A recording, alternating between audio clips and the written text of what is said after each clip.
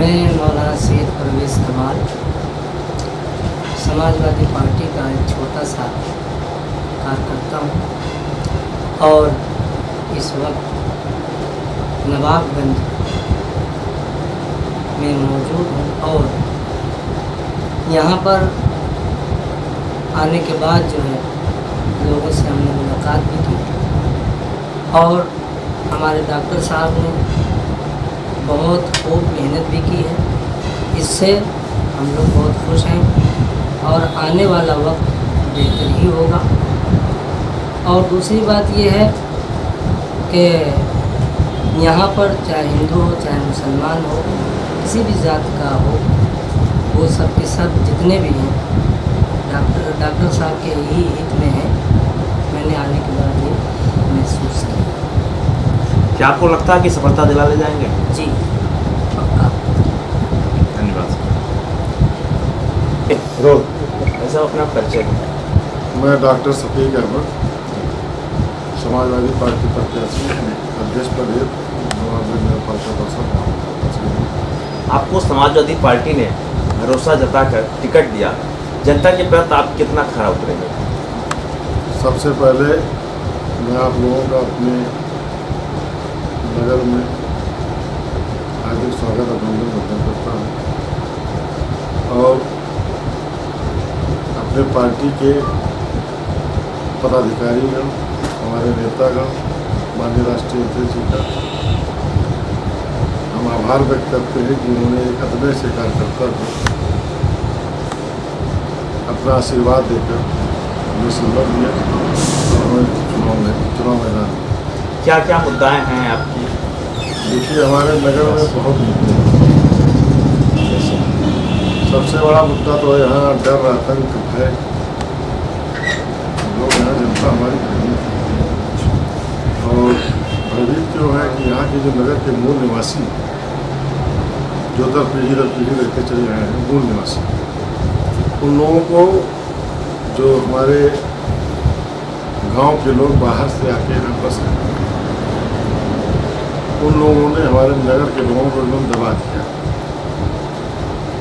उनको बोलने नहीं दे रहे हैं, उनको व्यवसाय करने नहीं दे रहे हैं, कहीं ना कहीं उनको दिक्कत हो रही है। यहाँ तक कि उनके अधिकारों को भी छीना जा रहा है, उनके अधिकारों का सीधे सीधे हनन किया जा रहा है। उनके मत, उनके हमारे जो नगर के मूल निवासी हैं, उन लोगों का ये लोग वोट कटवा के, अच्छा खासा तादाद में वोट कटवा के, उसमें हिंदू मुस्लिम सभी समाज का जो नगर के मूल निवासी हैं उनका वोट कटवा के और अपने ग्राम पंचायत का वोट लोगों ने रखे यहाँ पर किया। आई एक दो गांव का नहीं, 44 गांव का, 44 ग्राम पंचायत, 5 विकास का, नवाबगंज, तरफगंज, बेलसर, वजीरगंज, मनकापुर, 5 ब्लॉक के 44 ग्राम सभा के मतदाताओं का यहाँ एक वर्ग विशेष के लोगों का यहाँ पे नाम जुड़वा दिया गया कि वो यहाँ रहते भी नहीं थे और ये लोग आसानी से चुनाव जीत जाते थे। हम पिछले 2 बार हम चुनाव लड़ चुके हैं। ये फर्जीवाड़ा कैसे पता चला आपको? 2006 में बता रहे सर, मैं 2006 में समाजवादी पार्टी से ही पहला चुनाव मैंने लड़ा था, लेकिन हम हार गए थे। हमने पुनः कोशिश की, जनता के बीच गए, क्योंकि पहले चुनाव लड़े थे, कोई अनुभव नहीं था। 5 साल हमने मेहनत की, जनता के बीच में बने रहे, उनकी सुख दुख में भागीदार थे। फिर हम दोबारा 2012 में चुनाव लड़े, फिर भी हम चुनाव हार गए, मात्र 400-500 वोटों से। फिर हमने उस पर गहन अध्ययन किया कि हम आखिर चुनाव क्यों हार गए। हमारे नगर में आबादी को देख के हम लोग चुनाव लड़े। आबादी तो है, लेकिन वो आबादी वोटर लिस्ट में नहीं। वोटर लिस्ट जब हमने उसको एक एक मिलान किया, चेक किया, तो हमारे जो नगर के मूल निवासी मतदाता थे, हमारे समाज के, खास करके हमारे समाज के, उनका नाम वोटर लिस्ट में नहीं था और ये लोग बढ़ने भी नहीं देते थे। 2012 में भी हमने बहुत प्रयास किया था बढ़ने का, लेकिन ये लोग बढ़ने नहीं थे। फिर उसके बाद इस बार हमने उन सभी मतदाता जो फर्जी मतदाता थे, उन सभी लोगों को हमने चिन्हित किया। उनकी हमने जो है चुनाव आयोग की साइट से मतदाता पर्ची डाउनलोड करेंगे, एक एक लोगों को किस गांव के रहने वाले हैं उनको चिन्हित किया गया पहले। 6-7 महीना हमने मेहनत की, उन लोगों का फार्म भराया। यहाँ पे जो है जो मान उजरा उनको दिया गया।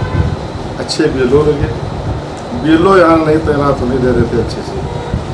ये पहला चुनाव है हमारे नगर नवाबगंज का, ये पहला चुनाव है कि हमारे नगर नवाबगंज की जनता ने बीएलओ को देखा है। ये बहुत बड़ी उपलब्धि है। आज तक पिछले 20 साल से 15 साल से 17 साल से संघर्ष कर रहा हूँ राजनीति में। आज तक हमने किसी भी, चाहे वो विधानसभा चुनाव हो, चाहे लोकसभा चुनाव हो, चाहे नगर पालिका चुनाव हो, आज तक किसी के घर कोई बीएलओ गया नहीं था, किसी मतदाता के घर। पूरे कहने का मतलब ये है कि ये जो फर्जीवाड़ा हुआ था, ये लोग घर पे बैठा के अपने घर पे बैठा लेते थे। हमारे ये कौन से ऐसे लोग थे जिनका जो यहाँ उस समय जीते हुए थे, 15 साल उन्होंने उसी फर्जीवाड़े फोटो पे राज किया। 15 वर्ष 20 वर्ष उन्होंने राज किया उसी फर्जीवाड़ों पे। हम लोग संघर्ष करते थे, हम लोग चुनाव में हार जाते थे, क्योंकि भाई मतदाता, हम लोग यहाँ के मतदाता से वोट मांगने जाते थे। जब वो वोट डालने जाते थे तो उनका नाम भी लिस्ट में वापस चले जाते थे। आपने जब शिकायत की तो उसका निराकरण हुआ? जी, कुछ हद तक हुआ, संपूर्ण निराकरण नहीं हुआ, लेकिन ये आप कह सकते हैं कि 60 से 70% तक फर्जीवाड़ा खत्म हुआ। एक आंकड़ा होता है कि 5 वर्षीय चुनाव पे 8% मतदाता बढ़ते हैं। आपके यहाँ मुझे मालूम है कि 20% के लगभग बढ़ गए थे। हमारे यहाँ सर आबादी से अधिक मतदाता आज भी है।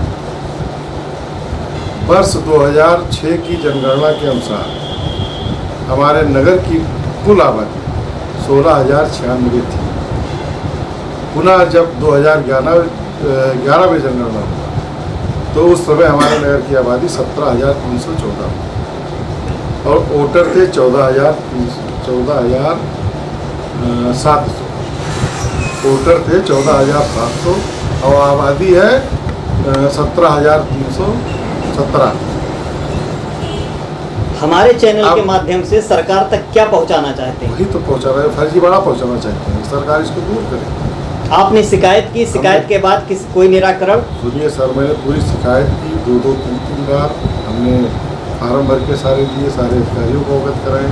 उन लोगों ने काम नहीं किया। हम हाई कोर्ट गए, 4 बार हाई कोर्ट का आदेश लेके आए। हमने डीएम साहब के यहाँ अपील दायर की, डीएम साहब के यहाँ हम मुकदमा जीत गए और उसके बाद भी फर्जीवाड़ा ऑटो को नहीं काटने दिया गया। दबाव में प्रशासन उन्हें नहीं काटा, तहसील प्रशासन आज भी नहीं काटा। लगभग 7-8 चुनाव अभी नहीं कर पाए। क्या लगता है आपको इस और सर हमारे जो नगर के मूल मतदाता थे, हमारे समाज के लोगों का भी 1074 लोगों का नाम नहीं आया वोटर लिस्ट में, जबकि हमने जो है इसके लिए बहुत लड़ाई लड़ी। तब तक ये चुनाव घोषित हो गया, हम लोग चुनाव में हैं। इस फर्जीवाड़े को हमने काफ़ी हद तक ख़त्म किया है। भविष्य में मौका मिलेगा तो जिन लोगों का नाम छूटा है उनको शामिल कराया जाएगा। कि यहाँ पे जो हम कहना चाह रहे हैं कि नगर नवाबगंज में हमारे जो नगर के मूल निवासी हैं वो पीड़ित हैं, उनके अधिकारों का हनन हो रहा है और यही लोग कर रहे हैं जो बाहर से आके जिस तरीके से हमारे हिंदुस्तान में ईस्ट इंडिया कंपनी आई थी, उसी तरीके से हमारे नगर में east India waste India company मौजूद है। ऐसा और सेम सर, एक सेकंड, सेम जो थ्योरी अंग्रेज अपना रहे थे, वोट डालो, लड़ाओ, राज करो, वही थ्योरी ये लोग अपनाते चले आए। वोट डालो, लड़ाओ, राज करो। हमारे बाजार का जो मूल नगरवासी है, चाहे हमारा हिंदू भाई है चाहे मुस्लिम है, सारे लोग हमारे भाई हैं। ये राम की नगरी है, यहाँ राम राज होना, श्री राम राज यहाँ होना, लेकिन यहाँ राम राज नहीं है। बात करें अगर विकास के मुद्दों की, जनता अगर आपको मौका देती है, नगर पालिका की सीट पर आसीन करती है, सारी चीज़ें आपने हमें बताया, लेकिन अगर आप नगर पालिका की सीट पर बैठते हैं, वो कौन से ऐसे मुद्दे हैं, कौन से ऐसे विकास कार्य हैं जो जनता तक सीधे तौर पर आप पहुंचाना चाहते हैं? सबसे बड़ी समस्या हमारे, देखिए, जनता की मूलभूत सुविधाएं। नगर में जनता टैक्स देती है, दिल्ली में नहीं रहती, हाउस टैक्स देती है, वाटर टैक्स देती है। मेरा घर यहाँ पे है, मैं हाउस टैक्स देता हूँ, वाटर टैक्स देता हूँ, लेकिन इस लाइन में पूरा देख लीजिए वाटर सप्लाई शून्य है।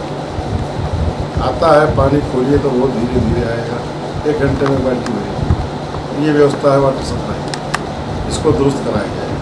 जनता की जितनी भी मूलभूत सुविधाएँ, शिक्षा, स्वास्थ्य, सफाई, इस पर विशेष तौर पर ध्यान दिया जाए। पिछले वर्ष हमारे नगर में परिवार के परिवार गंदगी की वजह से डेंगू की चपेट में आ गए। आप अभी बाहर 10 मिनट बैठ के देख लीजिए, आपको 10,000 मच्छर लगे मिलेंगे। अभी सामने नमूना तुरंत मिल जाएगा। कुछ ऐसे सर इन सब सुविधा, जनता को सुविधा चाहिए। जनता पैसा देती है, टैक्स देती है, शहरी क्षेत्र घोषित है, तो उसको शहरी क्षेत्र की अच्छी सुविधा मिले, अच्छी साफ सफाई हो, अच्छी चिकित्सा सुविधा मिले, उसको अच्छी जो है सब वाटर सप्लाई मिले, शुद्ध जल व्यवस्था मिले पानी पीने के लिए, अच्छी सड़क हो आने जाने के लिए, अच्छी पटरी हो, गंदगी कहीं ना हो। ये इस पर इन लोगों ने, जितने भी चेयरमैन हैं, इन्होंने ध्यान दिया। एक तरफ अगर देखा जाए, बल्कि इन्होंने केवल और केवल नगर की जो धरोहर थी उस पर डाका डाला है। इन्होंने नगर की धरोहर पर डाका डाला। जितनी भी जो है खाली जमीन पड़ी थी, यहाँ तक कि कुछ ज़मीनें ऐसे थी जो आज के 40 साल 50 साल पहले लोगों को दे दी गई थी, जो होने के लिए उस समय गरीबी थी। वो बेचारे आज अपना समझ के, अपनी ज़मीन समझ के वो उसकी जुताई बुआई कर रहे थे, उनके परिवार का भरण पोषण हो रहा था उस ज़मीन से। ऐसे कई ज़मीनों को इन लोगों ने खाली करवाकर, चूँकि वो लोग अशिक्षित थे, गरीब थे, अशिक्षित थे, और उन्होंने अपना कागज़ दुरुस्त नहीं कराया, ज़मीन अपनी समझते थे, कागज़ नहीं दुरुस्त करा पाए, इन लोगों ने उसको खाली करा के प्लाटिंग करके बेटा और काफ़ी रुपया कमा लिए, मालामाल हो गए। इन लोगों ने केवल 5 साल यही किया। उनको जनता के यहाँ जो मूल नगर के मूल निवासी हैं, ना उनके दुख से मतलब है, ना उनके दर्द से मतलब है, ना उनकी सुविधा से मतलब है। बस मतलब केवल उतनी देर तक है जब तक 4 तारीख को वोट न पड़ जाए। 4 तारीख के बाद उनको भूल जाएंगे। आप अगर नगर पालिका की सीट पर आते हैं, ये सारे मुद्दे आपने गिनाए, सत्य है, मूलभूत सुविधाएं अगर जनता तक नहीं पहुंचती हैं, जनता अपना बहुमूल्य वोट उम्मीदवारों को प्रदान करती है, वो भी चाहती है कि जो हमारी समस्याएं हैं उनका निराकरण हो। जिस उम्मीदवार को हम चुन के सीट पर बिठा रहे हैं, उसके अंदर इतनी साहस और क्षमता होनी चाहिए कि वो उनकी समस्याओं का या उनके कार्यों का त्वरित और निस्तारण दोनों कर सके। आपने सारे मुद्दे गिनाए, आपको सपा ने टिकट दिया है। यहाँ पर नवाबगंज नगर पालिका परिक्षेत्र में सिर्फ 2 ही पार्टियों से लोग चुनाव नगर पालिका अध्यक्ष का लड़ रहे हैं। सपा ने आपके ऊपर विश्वास किया, आपको पार्टी से टिकट दिया। पार्टी के बारे में और आम जनमानस के बारे में क्या कहना चाहते हैं? देखिए, हम पार्टी ने तो हम पे विश्वास जताया। हमारे पार्टी की सरकार थी, उसने हमेशा गरीबों, मजबूरों, शोषितों का साथ दिया। सभी लोग जानते हैं, पूरा प्रदेश जानता है। माननीय अखिलेश जी गरीबों, शोषितों, पिछड़ों सबके नेता हैं, और उन्होंने उनके लिए काम किया। जो काम समाजवादी ने किया है, आज तक किसी सरकार ने नहीं किया।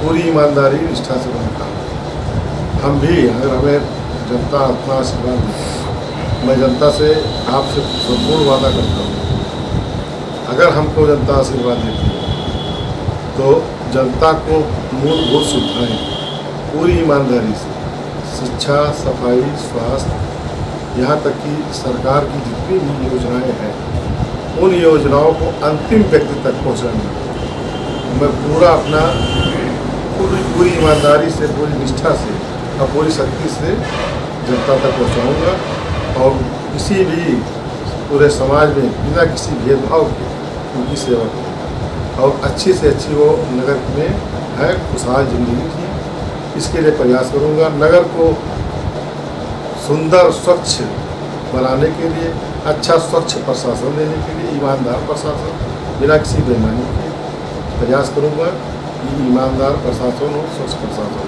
क्योंकि इसलिए मैं बोल रहा हूँ कि इससे पहले जो लोग थे, अगर जनता एप्लीकेशन जाके लेके जाती थी किसी शिकायत के लिए या शिकायत नहीं भी रहती थी, अपने काम के लिए कोई एप्लीकेशन लेके जाता था वहाँ नगर पालिका में, तो वहाँ के कर्मचारी की हिम्मत नहीं रहती थी कि वो एप्लीकेशन ले जब तक कि वो चेयरमैन से फ़ोन करके बात ना कर ले कि फला व्यक्ति आया है, क्या इसके एप्लीकेशन ले कि ना ले।